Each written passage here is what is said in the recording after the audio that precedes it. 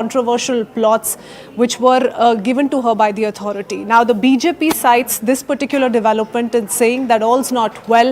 This is an admission of guilt on part of the Chief Minister and his family. Though the Chief Minister has called it political vendetta once again, says his family today is a victim of BJP's hate politics. Here's how the BJP has upped the ante against the Chief Minister and the Congress in Karnataka. Listen in. Today, a serious question is being raised. Why the Congress government and its leaders have great fascination for land deal.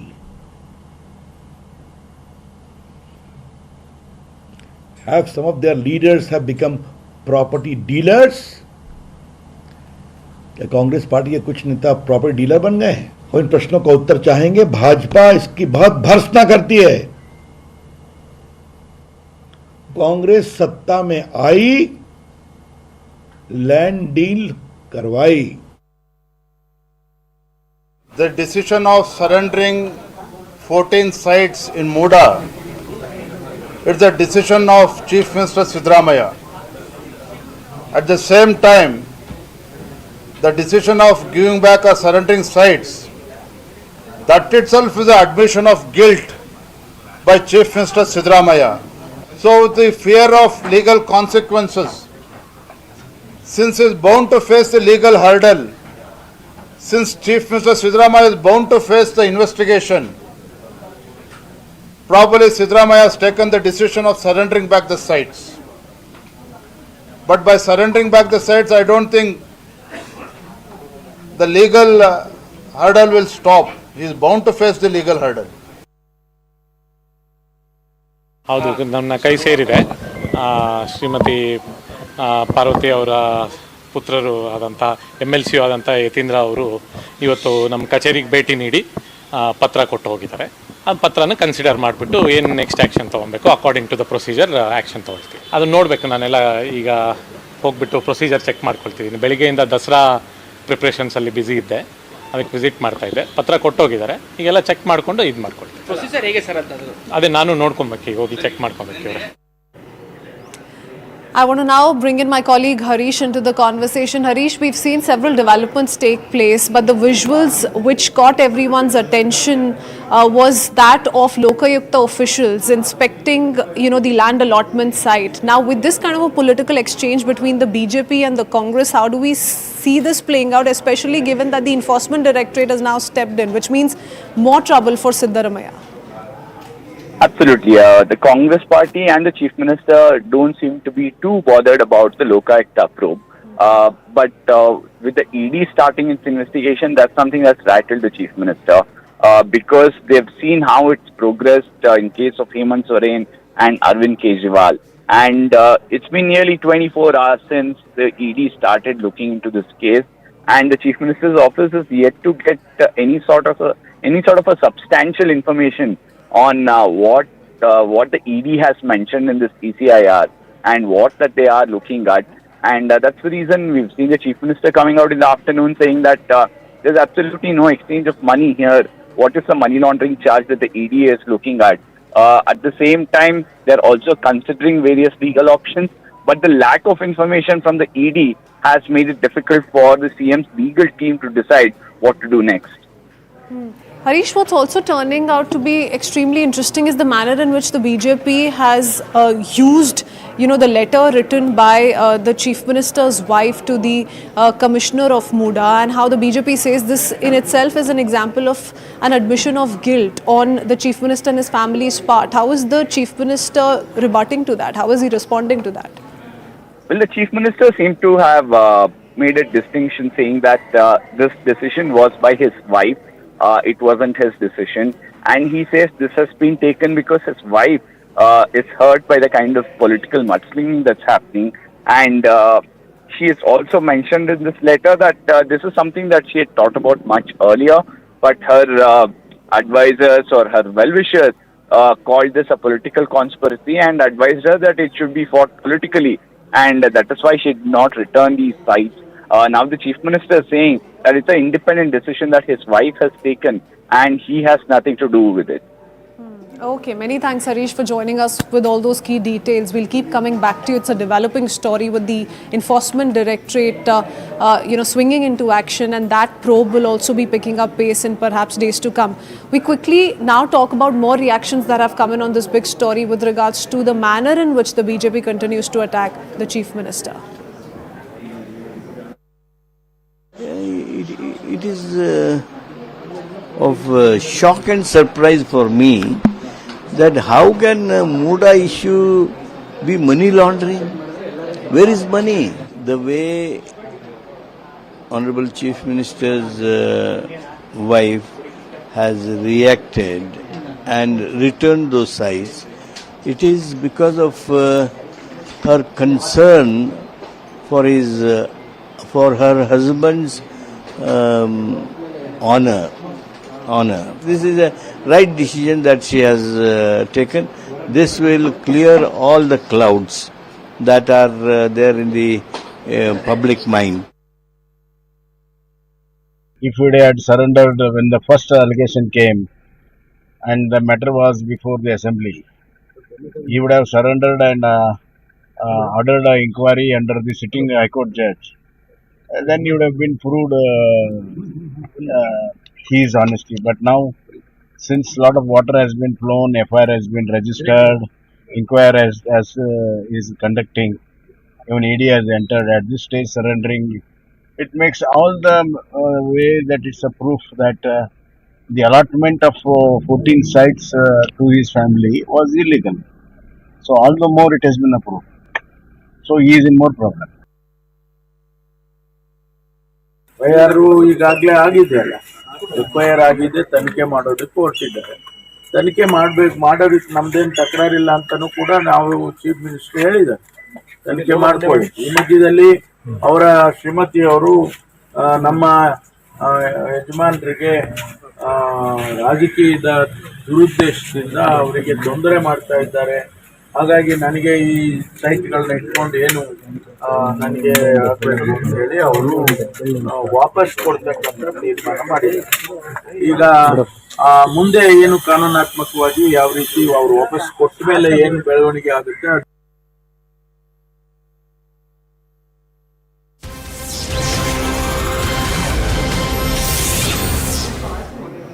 And we quickly shift our attention to the latest coming in from Manipur. Remember, our focus has been on the ethnic clashes, and there are certain instances of kidnapping that have come to the fore as well, which are being looked very closely by the state government. Mega CNN News 18 exclusive. We have details now with our channel accessing the Kuki strategy to continuously attacking Jiribam. Jiribam is one of the places in Manipur which has seen a lot of tension the last few months. Top intelligence sources now telling us that infrastructure and border control is important before going all out for separate administration. Sources also suggesting that there have been indiscriminate firing instances in the recent past by a Kuki mob from the hills targeting Methi settlements in Jiribam itself for a designed reason. So there is a purpose in place here. As per intel sources, Jiribam is crucial lifeline for Manipur railways and the highway as well. So it's well connected. It's a strategic location, strategic destination, and that's why this is being looked at by the armed mob very, very closely. I want to go across to Anand Narasimhan joining us with more. Anand, tell us a little bit about why this location is very crucial to the ongoing clashes, because for the longest time it was largely peaceful. It's only the last few months that we've seen a lot of tensions in Jiribam.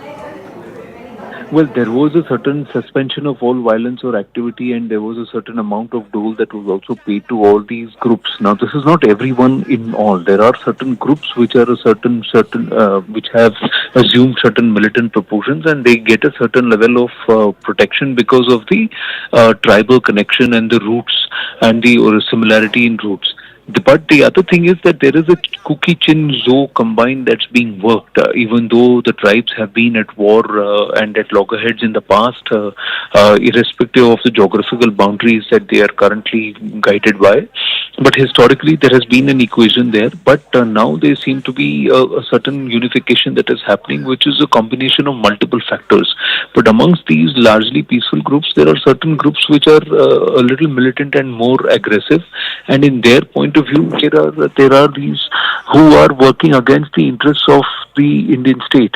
And their intent is to carve out a portion of Manipur, certain portions of small portions of Mizoram, then the Kuki-Chin region in Myanmar, which is witnessing a huge amount of strife and conflict, and also certain portions of Bangladesh. Now, Sheikh Hasina had mentioned this, and there is this entire conversation of a greater Kuki land, which has been spoken about in the past, and even a British historian in the early 1900s had chronicled this, that somewhere this is something which is being harbored.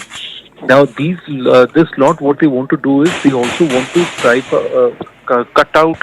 They want to prepare in such a way that they are in a position from where they can then hold a choke-like grip, vice-like grip on the lifeline, and that brings all the connectivity, even all the way into Imphal, and also going further into Meghalaya and to other states, including Nagaland. And that is this region that is Jiribam. Now, in this Jiribam region, there is a strategic highway that passes through several Kuki-dominated areas also, including Kangpokpi.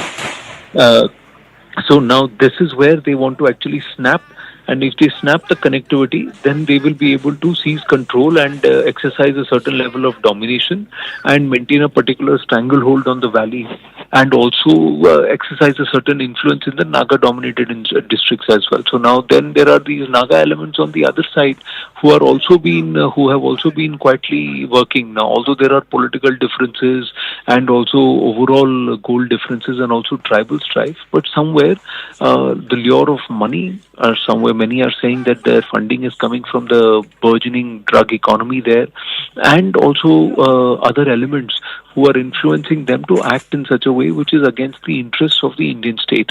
So this is where the next strategic pincer-like group hold could happen, and we could see strife around Jiribam, because that's where the connectivity is, and whoever controls the passage and the highways then also calls the shots.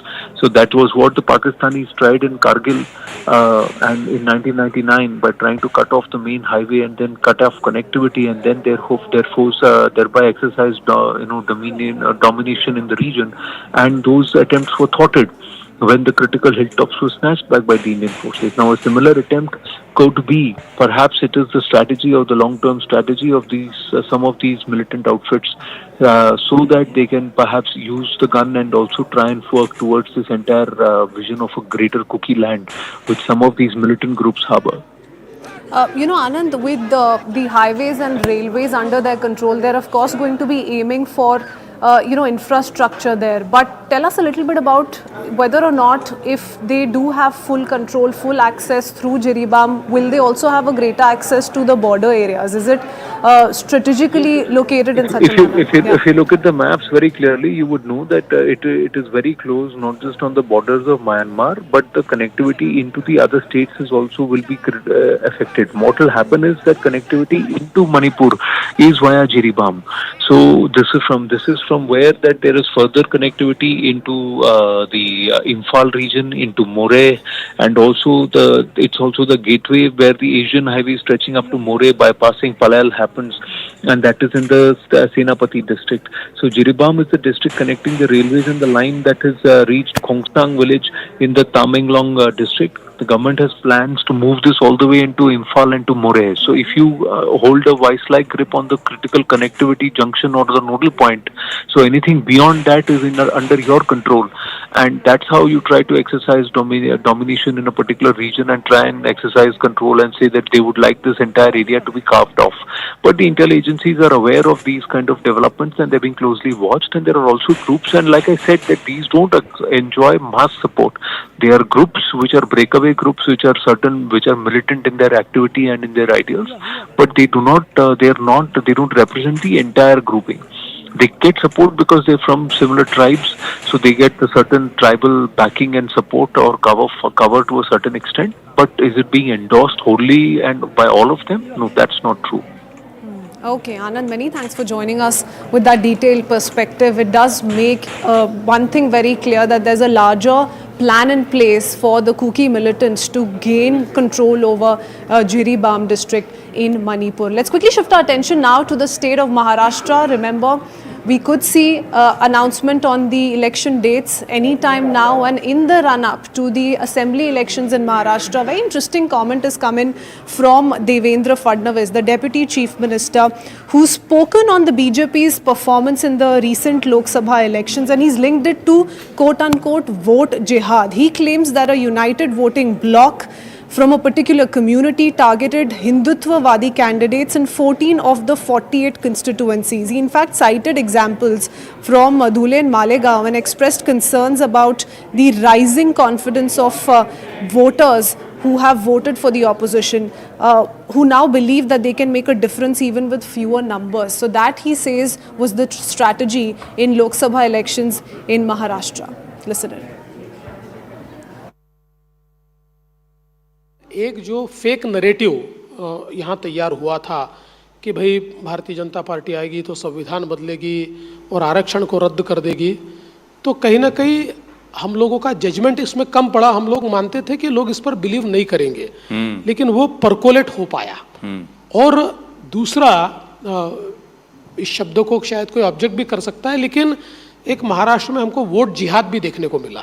मैं आपको एक उदाहरण बताता हूँ कि जो धुलिया की seat है, धुले, इस धुले सीट पर हमारे यहाँ एक लोकसभा में 6 असेंबली होती है जी।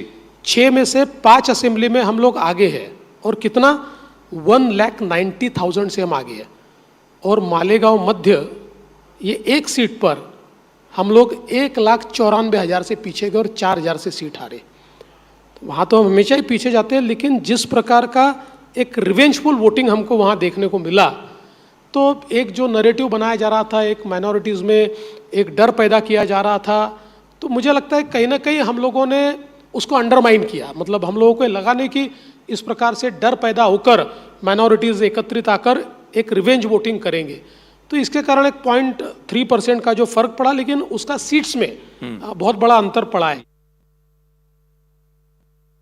जी का आक्रमण आपण पाहतोय, एक काळ असा होता 10 वर्षापूर्वी जेव्हा लव जिहाद बद्दल बोललं जायचं, तर आम्हाला देखील असं वाटायचं एखादी घटना आहे, ही काही जाणीवपूर्वक चाललेलं षडयंत्र नाही आहे। पण आज पाहतोय 1 लाखापेक्षा जास्त तक्रारी आहेत, 1 लाखापेक्षा जास्त, की ज्या ठिकाणी हिंदू समाजातल्या मुलींना फूस लावून त्या ठिकाणी पळवून देऊन लग्न केलं।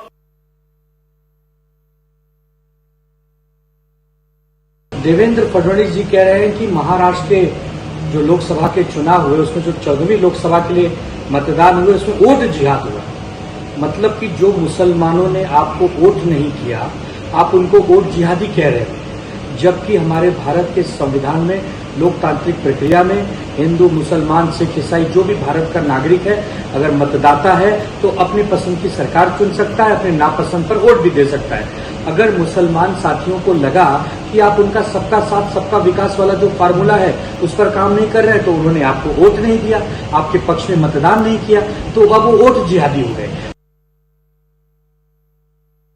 राज्याचे उपमुख्यमंत्री देवेंद्र फडणवीस यांनी वोट जिहाद हा शब्द वापरणं हे अत्यंत दुर्दैवी आहे। खऱ्या अर्थानं बाबासाहेब आंबेडकरांनी जे संविधान दिलं, त्या संविधानामध्ये प्रत्येक व्यक्तीला मतांचा जो अधिकार दिलाय, त्या अधिकाराचा हा अवमान आहे, संविधानाचा अवमान आहे, आणि तो देखील संविधानिक पदावर बसलेल्या व्यक्तीनं, आणि जी संविधानाच्या आधारे शपथ घेतलेली आहे देवेंद्र फडणवीसजींनी, त्या शपथेचा हा भंग आहे। खऱ्या अर्थानं मुस्लिम समाज भारतीय जनता पक्षाला मतदान का करत नाही याची चिंता भारतीय जनता पक्षानं बाळगली पाहिजे। तुम्ही ज्या वेळेला मुस्लिमांच्या बद्दल द्वेष पसरवणाऱ्या नितेश राणे आणि रामगिरी महाराजांसारख्या लोकांना पाठीशी घालता, हा जो विरोधाभास आहे, हा भारतीय जनता पक्षाच्या एकंदर कार्यपद्धतीमध्ये आहे। तो ये भाजपा वालों का दोहरा मापदंड है। अब इतने सारे हाईएस्ट बीफ एक्सपोर्टर्स जो है वो तो सब इनके, उनका आप क्या करेंगे। इसमें बोलता हूं ना, बीजेपी सरकार अपने डेवलपमेंट विकास के मुद्दे पे पूरी तरह फेल हो चुकी है, विफल हो चुकी है। इसलिए महाराष्ट्र में चुनाव आ रहे, लोग उनसे सवाल कर रहे, लाडकी बहन योजना चालू किया, उसमें फेल हो गए। आपको पब्लिक के अकाउंट में आ नहीं रहा है पैसा, क्या जवाब देंगे लोगों को। तो अभी आ गए अपने ओरिजिनल इस पे, अभी गाय आ गया, अभी गंगा मंदिर, मस्जिद, पाकिस्तान आ जाएगा, मंगलसूत्र आ जाएगा, ये तमाम चीज आ जाएगी अब इनको, क्योंकि इनको पोलराइज करना है सिचुएशन को। इनको इनकी जमीन इनको सरकती हुई नजर आ गई, इनको खबर पड़ गई, इनको पता चल गया कि महाराष्ट्र में पूरी तरह से इनका सुपड़ा साफ होने वाला है, तो अब ये आ गए इस तरह की बात लेकर। जिस तरीके से फडणवीस जैसे व्यक्ति ने, जैसे गृह मंत्री ने इस तरह का बयान दिया है कि लव जिहाद के बाद अब वो जिहाद चल रहा है और इसी के चलते हम 14 सीटें लोकसभा में हारे। ये लोग इस देश को बर्बाद कर रहे हैं, नफरत के पुजारी हो गए हैं। मैं फडणवीस साहब से कह रहा हूँ, जिहाद के ऊपर मैं आपको 100 किताबें दे सकता हूँ। जिहाद मीन्स स्ट्रगल करना, जिहाद मीन्स गरीबों के साथ खड़े होना। जिहाद का मतलब ये नहीं है कि आप जिस तरह से लव जिहाद, ओट जिहाद, लैंड जिहाद, ये जो इसका ये बहुत ही निचले दर्जे की हरकत है जो आप कर रहे हैं। सब चीज़ें आप जो है हर समाज को साथ लेके चलिए, हर समाज को इंसाफ दीजिए, हर समाज वोट देगा। लेकिन एक समाज के साथ इतनी ज़्यादा घृणा, इतनी ज़्यादा नफरत, फिर वो समाज वोट क्यों देगा आपको? I want to go across to my colleague Yasha joining us with more. Yasha, Devendra Fadnavis has spoken of vote jihad a couple of times now. Given this is election season in Maharashtra as well, what do we make of this remark? It's being criticized by the opposition, but Devendra Fadnavis, wants to at least project on the face of it that this is a well thought out strategy on part of the Mahavikas Aghadi. Absolutely. In fact, now we've seen Devendra Fadnavis make this very comment wherein he's mentioned that a particular community unitedly cast their vote to defeat the Hindutwari candidates in at least 14 out of 48 constituencies of Maharashtra. In fact, he also mentioned that these are people think that they can bring down Hindutva by organizing themselves. But here, this very statement that Fadnavis has made was in fact referring to examples of some constituencies in Maharashtra, that is Dhule and Malegaon seats. He in fact mentioned that there was vote jihad in in all of these constituencies, and which is where, particularly referring to the BJP candidate in Dhule near Nasik, he said that the leading candidate was defeated by 1.90 lakh votes in at least 5 assembly segments. And this very statement, like you rightly said, comes just ahead of the elections in Maharashtra. But amidst all of this, this is, of course, not the first instance where Devendra Fadnavis has made such instance. He's earlier also referred to fake narratives and vote jihad. But this is being condemned by several. Collectively is trying to say that this is an attempt to divide the people along religious lines, along communal lines, and that's what is being criticized by the Mahavikas Aghadi. Let's see how this plays out. Yasha, many thanks for joining us with the latest. A quick break with that. We'll be right back with more. Keep watching.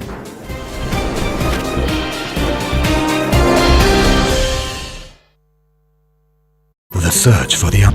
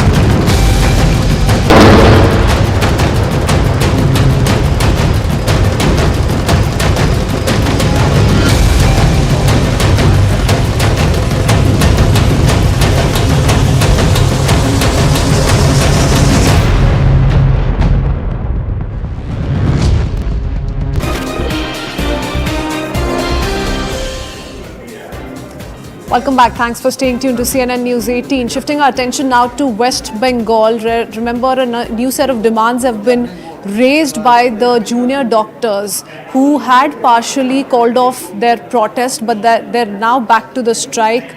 They're resuming their total cease work strike, and this is the latest protest which has been staged by junior doctors in West Bengal, raising some of those key demands once again with the West Bengal government. They've also expressed dissatisfaction at the manner in which the CBI has been carrying out an investigation in the case, and a set of demands once again being put out by the junior doctors. They've criticized the CBI investigation into the Rajinikanth Medical College rape and murder case. They say we have seen several times in the past as well that CBI has not been able to reach any conclusions, which is thereby allowed real culprits to go free due to delay in filing charges. They've placed a set of 10 demands on strengthening hospital security, improving health infrastructure, and putting an end to the threat culture and politics in the hospital. And these are visuals of the junior doctors once again taking to streets as they've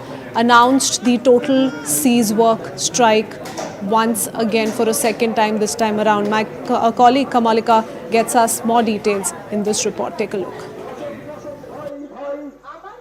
More than 40 days they continued their strike, and then they went back to work. They worked for 7 days, and again from today in the morning the junior doctors all over Bengal, they have started for a strike. Their point is that assurance was given to them as far as security is concerned, but that assurance has not been implemented. Whatever was assured to them, that has not been implemented. That is what the claim of the junior doctors are. And they are placing 10 points demand, once again, which includes the removal of health secretary, which involves a demand of, obviously, the demand of elections in colleges. Also, there is the demand of, they are not happy with the CBI investigation.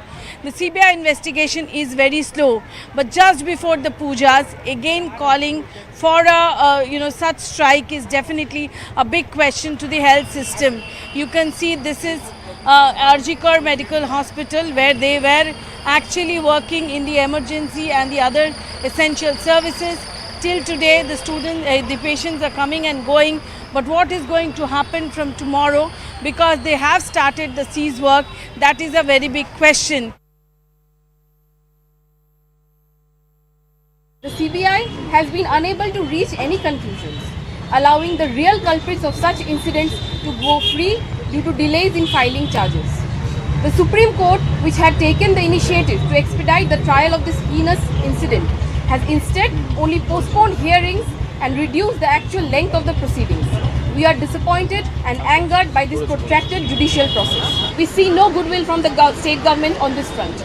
No inquiry committees have been established against the heads of the current threat syndicate in healthcare, and no initiatives have been taken by the government to form elected student councils in colleges.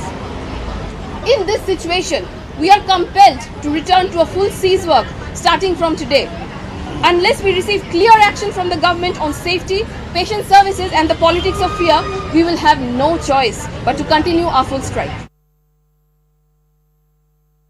এটা দুর্ভাগ্যজনক, যখন supreme court পর্যন্ত বলেছেন কাজে যোগ দিতে, তারপরে এই সিদ্ধান্ত ভাবা যায় না।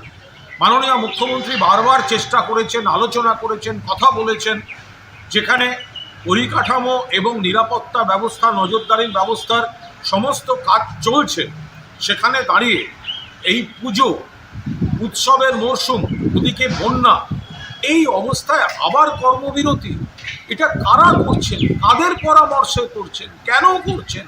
সাধারণ মানুষ, গরিব মানুষ যারা সরকারি স্ট্রাকচারে যায় চিকিৎসার জন্য, তাদেরকে আপনারা বাধ্য করছেন হয়রানি থেকে প্রাইভেট হাসপাতাল, নার্সিংহোমের দিকে যেতে বেশি খরচা হবে। I'm going across to my colleague Kamalika once again. Kamalika, the junior doctors are back to total cease work. They're unhappy with the CBI investigation, the way it's headed, and also not quite satisfied by the manner in which the West Bengal government has not quite fulfilled their demands, the demands that the government had agreed to in the recent past. Has the state government made an attempt to reach out to the protesting doctors with an explanation? Yesterday they send a letter to the Chief Secretary, and the Chief Secretary has after that the Chief Secretary has not reached out to them. That's what we know. But the fact is, they are continuing their protest, and they are unhappy with both the CBI and also the state government. The fact that the CBI could not actually unearth the truth, that is the claim by them. That's why they are unhappy. They are also unhappy that they have placed a 10-point demand, which also includes removal of the Health Secretary and other security assurances. They say that none of them have been actually implemented. The state government has placed in the court that 26% of the work is done. They want 100% of the work to be done. So all these things are there. So they have decided that they are not going to continue. They are going to continue their siege work, and today they have a huge rally from College Street to Park Street, and tomorrow also tomorrow is Devi Paksh. That means the start of the Ma Durga festival. Tomorrow also they plan to go for a big rally. Okay, all right. So protests that are going to perhaps be staged on a daily basis, whether or not this will pave way for another round of talks between the West Bengal government and the doctors remains to be seen. Many thanks, Kamalika, for joining us with the latest. A quick break with that. We'll be right back. Keep watching.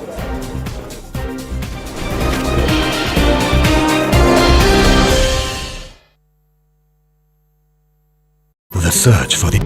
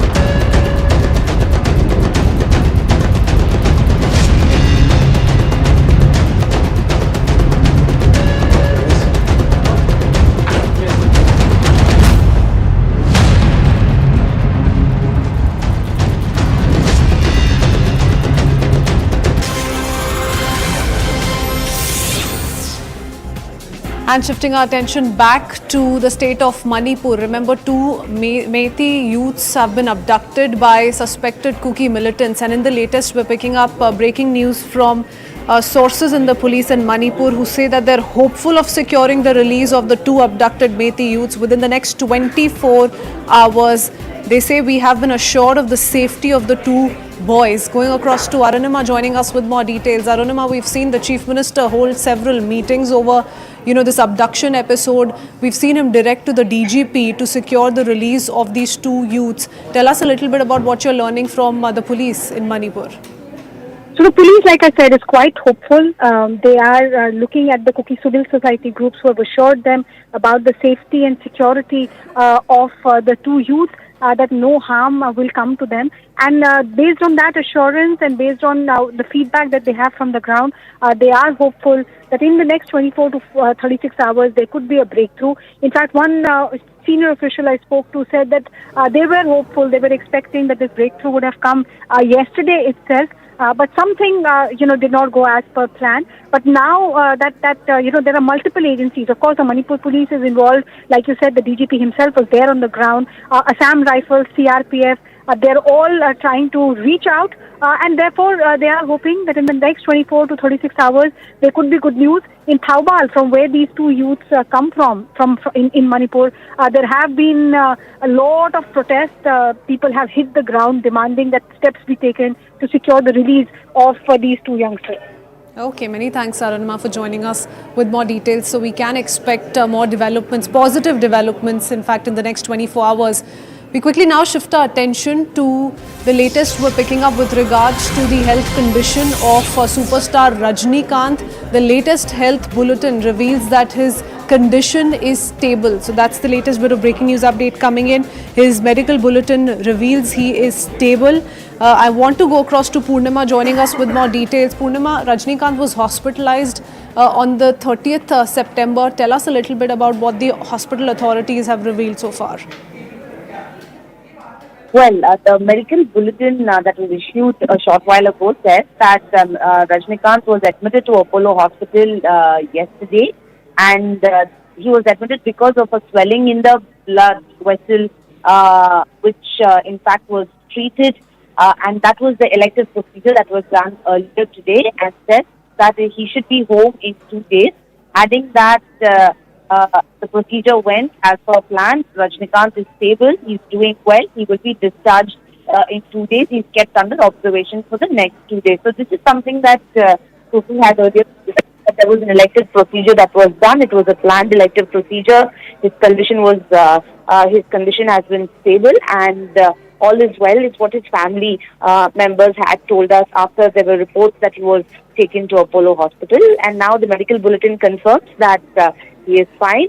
The elective procedure was done and it went off well, and he will be discharged in 2 days. Okay, many thanks, Purnima, for joining us with that quick update. We now shift our attention to the emerging situation from the Middle East. The latest offensive as has been launched by Israeli forces. Remember, the IDF has been confirming the manner in which they have launched a ground incursion, and they're speaking about the southern part of Lebanon, which they say is slowly being raided by them. They, of course, call it a localized incursion, a localized ground operation, but they've also said that this is the next phase of war against Hezbollah. As is the last 1 week, we've seen them eliminate several top Hezbollah commanders, including their chief Hassan Nasrallah, which has sparked massive protests across the world. So we do see a lot of fear which is being generated around whether or not this will turn into an all-out war in the Middle East. Interesting comments have come in so far from Prime Minister Benjamin Netanyahu, who's not just sent out a warning to Hezbollah, but also to the Iranian leadership on how it has aided Hezbollah time and again at the cost of peace and stability of Iran. Listen in. I speak a lot about the leaders of Iran, yet at this pivotal moment, I want to address you, the people of Iran. I want to do so directly, without filters, without middlemen. Every day, you see a regime that subjugates you make fiery speeches about defending Lebanon, defending Gaza.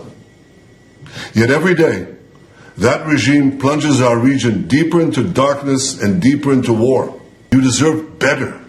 Your children deserve better. The entire world deserves better. I know you don't support the rapists and murderers of Hamas and Hezbollah, but your leaders do. You deserve more.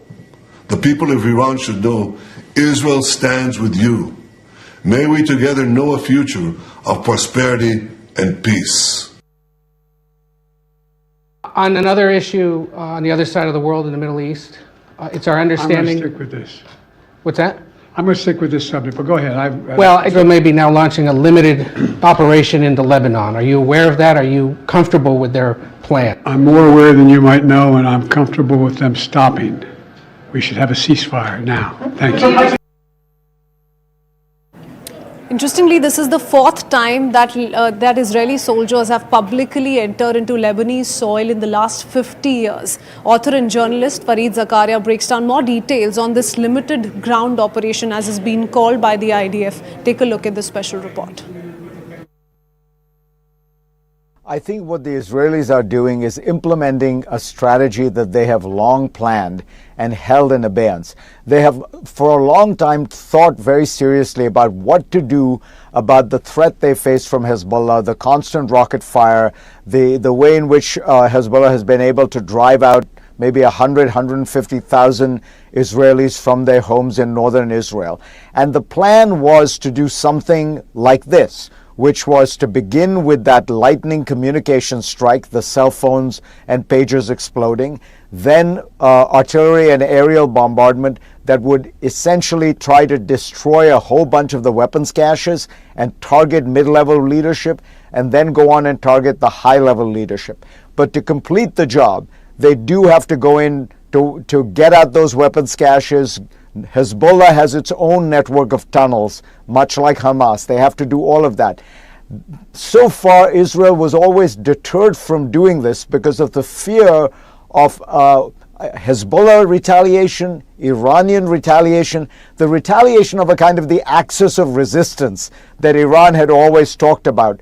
But what they have done is they have pressed forward, taken the risk, and they have proved that axis of resistance and Iran is more of a paper tiger. They faced a problem, which was they had Hezbollah raining rockets on them. They were trying to figure out what to do, and they took this calculated gamble that the Iranians were going to be, at the end of the day, more cautious, that the Houthis were going to be more cautious, that Hezbollah would not be able to quickly retaliate.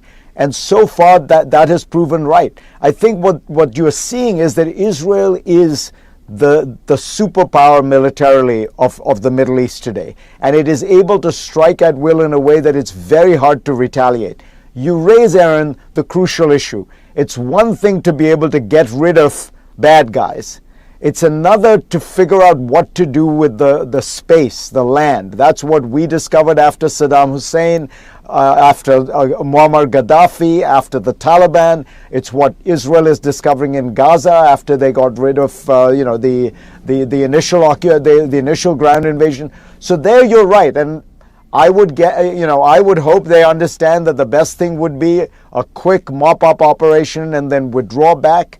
But it's always very hard because once you break it, you buy it, as Colin Powell famously said about Iraq. So I had the Iranian president on before the Nasrallah attack and spent about an hour with him. We showed most of it on the show. He didn't strike me as a man who wanted to retaliate. He was talking about how Hezbollah has very limited options, it has very limited weaponry, Israel is so much more powerful. He talked about when I asked him, pressed him and said, so what would you do? He said, well, we have to convene a meeting of Islamic countries to condemn this. That doesn't sound like a man who is readying for a military strike. I think Iran is also on the ropes. They don't have as many options as you might think. And this president is trying to, in some way, find a way out, get some of these sanctions reduced. Now, the crucial question in Iran is always, does the president actually have power? Or are the Revolutionary Guard, the hardliners, the mullahs, do they have more power? Are they going to be more assertive? Is there some red line that hasn't been crossed yet that could trigger something? I doubt it, because Israel can counterpunch harder than any punch Iran can send it their way. Lebanon, of course, thinks this is a worrying sign, the manner in which Israel continues to launch airstrike after airstrike and now the ground incursion. But Iranian position also extremely interesting. We're tracking several of those aspects very closely. A quick break for now. We'll be right back.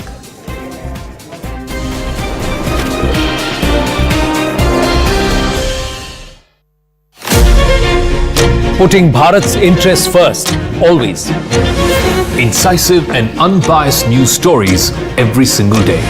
Razor sharp and factual news stories from beginning to end. Your favorite news shows at brand new times. Brought to you by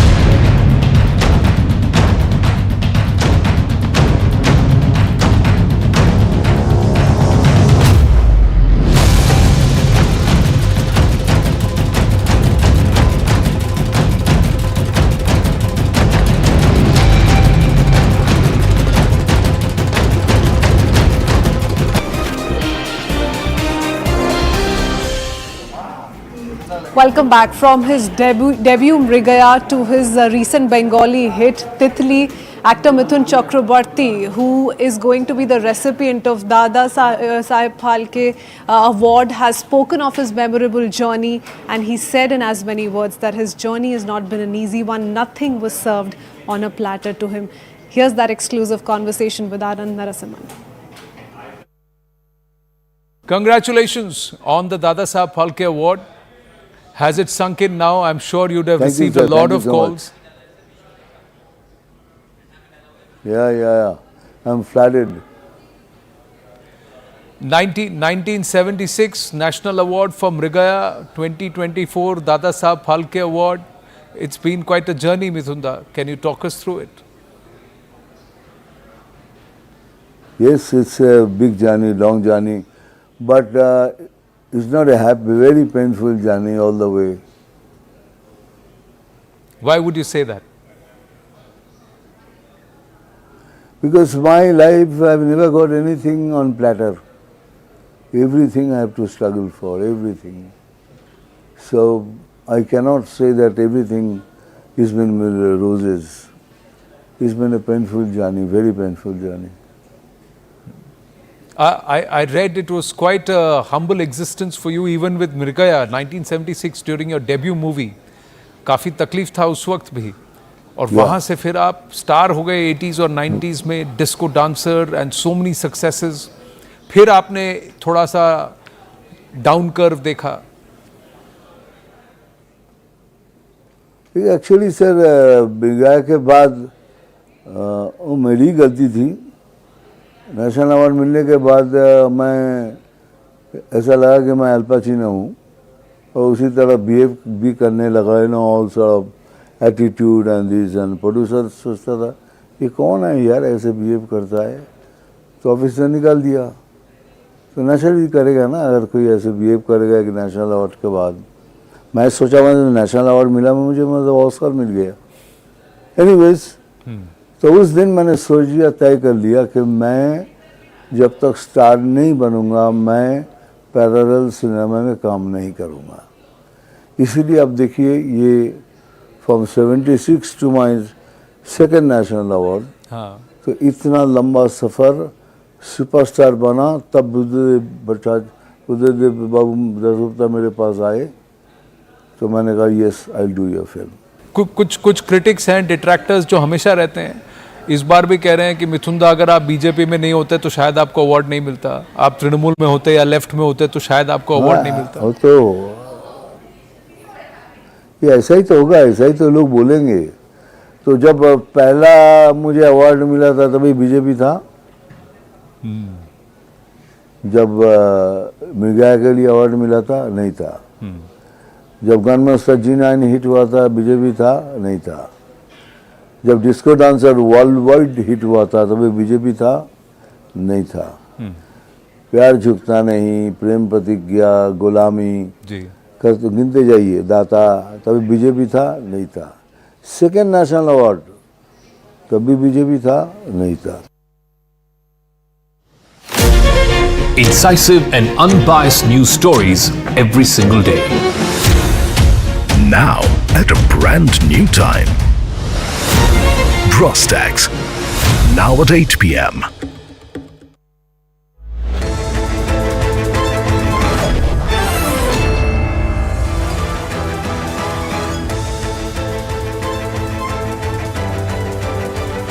Good evening, you're watching Plain Speak with me, Poonam Burde. In a stunning twist of events, Karnataka Chief Minister's wife decided to return the plots of land that are at the heart of a corruption case against her and her family. She wrote to the Mysuru Urban Development Authority on the day that the Enforcement Directorate filed a money laundering case against her, her brother and the Chief Minister of Karnataka. In a statement she released later, she said that she was obeying the call of her conscience and that it was out of her own volition. She highlighted that her husband, Mr. Siddaramaiah, had adhered to a strict code of ethics throughout his 40-year political career, remaining entirely free from any kind of blemish. Karnataka Chief Minister then slammed his political rivals for dragging in his family. She is a victim of the politics of hatred against me and is suffering from psychological torture, he said. He even apologized to his wife, who has so far shied away from public glare and has never intervened in political matters. Now, these developments follow a series of setbacks for the Karnataka Chief Minister. On the 25th of September,